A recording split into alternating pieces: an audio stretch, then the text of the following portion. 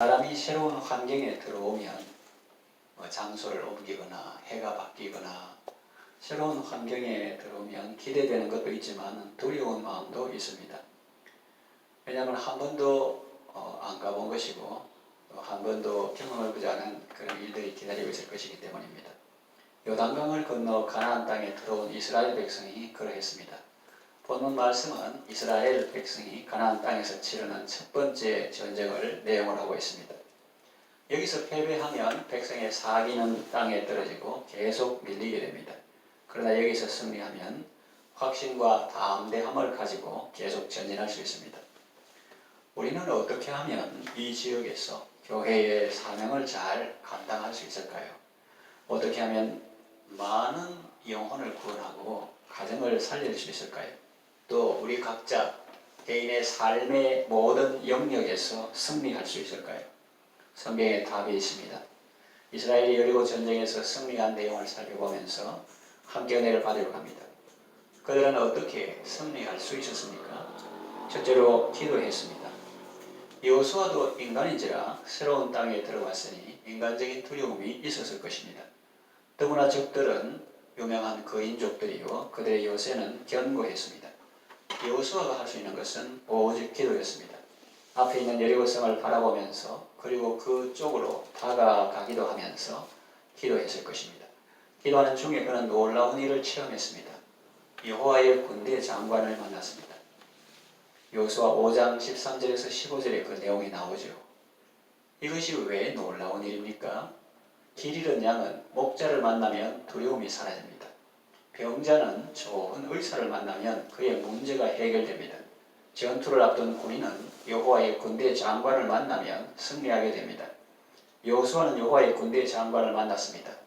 이분이 여호수아 6장에서 여리고 전투에 필요한 모든 전략과 전술을 가르쳐 주십니다. 6장 2절에 보면 여호와께서 여호수아에게 이르시되 너는 이렇게 하라 그렇게 말씀하시죠. 누구를 만나고 누구의 지도를 받느냐에 따라서 전쟁의 성패가 결정됩니다. 하나님을 만나고 하나님의 지도를 받으십시오. 기도할 때 하나님을 만날 수 있습니다. 기도할 때 하나님의 지도를 받을 수 있습니다. 기도함으로 하나님의 음성을 듣고 하나님의 지도를 받고 또 하나님의 도움을 받으시기를 바랍니다. 둘째로 순종했습니다. 하나님께서 여호수아에게 이르신 말씀이 무엇입니까? 3절에서 5절을 한 번 더 읽겠습니다. 시작. 너희 모든 군사는 그 성을 둘러 성 주위를 매일 한 번씩 돌되 엿새 동안을 그리하라. 제사장 7은 또 양각 나팔을 잡고 언약궤 앞에서 나아갈 것이요 7째 날에는 그 성을 7번 돌며 그 제사장들은 나팔을 불 것이며 제사장들이 양각 나팔을 길게 불어 그 나팔 소리가 너희에게 들릴 때에는 백성은 다 큰 소리로 외쳐 부를 것이라. 그리하면 그 성벽이 무너져 내리리니 백성은 각기 앞으로 올라갈지니라 하시매 그랬습니다. 이것이 하나님께서 여호수아에게 이르신 말씀입니다. 아무리 좋은 전략과 전술이라 하더라도 실천에 옮기지 않으면 무용지물입니다. 여호수아 이스라엘 백성들은 하나님께서 지도해 주신 말씀에 그대로 순종합니다. 11절을 읽읍시다. 시작. 여호와의 궤가 그 성을 한 번 돌게 하고 그들이 진영으로 들어와서 진영에서 자니라. 14절 읽읍시다. 시작. 그 둘째 날에도 그 성을 한 번 돌고 진영으로 돌아오니라. 엿새 동안을 이같이 하니라. 15절 읽읍시다. 시작. 일곱째 날에 새벽에 그들이 일찍 일어나서 전과 같은 방식으로 그 성을 7번 도니 그 성을 7번 돌기는 그날뿐이었더라. 아멘. 그래서 이스라엘 백성들은 하나님께서 지도해 주신 말씀에 그대로 순종합니다. 하나님의 지도에 따르는 것이 무모하게 보일 수 있습니다. 또 어리석게 보일 수 있습니다. 그러나 그들은 순종했습니다. 그들이 성을 돌 때에 여리고성 주민들은 공포에 들었습니다. 그들이 외칠 때에 하나님의 역사가 나타났습니다. 난공불락이라고 하던 여리고성이 일시에 무너졌습니다. 우리의 순종도 이와 같습니다. 전도 대상자의 구원을 위하여 기도하는 것은 여리고성 주위를 도는 것과 같습니다. 그리고 사랑과 섬김으로 계속 몸으로 기도하며 또 마음으로 기도하며 섬기는 것은 여리고성 주위를 도는 것과 같습니다. 기도하는 것이 아무것도 아닌 것 같아도 기도하면 하나님께서 일하십니다. 그리고 그들에게 복음을 전하는 것은 나팔을 불고 외치는 것과 같습니다. 그 자체는 아무것도 아닌 것처럼 보여도 하나님께서 함께 하시면 놀라운 역사가 일어납니다. 이스라엘 자손들이 외칠 때 여리고 성이 무너졌습니다. 우리가 하나님의 말씀에 순종하여 복음을 선포하고 전도할 때 귀신들이 항복합니다. 누가복음 10장 17절 말씀이죠. 예수님은 우리에게 뱀과 전갈을 밟으며 원수의 모든 능력을 제어할 권능을 주셨습니다. 높은 성벽과 강한 대적들 또 난공불락의 요새도 주님의 권능 앞에는 속수무책입니다. 다 무너집니다. 자존심 강한 사람도 성령이 역사하면 순식간에 무너집니다. 내 남편은 절대 안 믿을 사람이라고 생각했는데 웬일입니까? 성령이 터치하시니 눈물이 봇물처럼 흘러내리고 예수님을 영접합니다. 우리의 능력은 다른 데 있지 않습니다. 순종이 우리의 능력입니다. 하나님의 미련한 것이 사람보다 지혜 있다고 했습니다. 하나님께서는 전도에 미련한 것으로 세상을 구원하시기를 기뻐하시는 분이라고 했습니다. 하나님의 말씀을 미련하다고 생각하지 마십시오.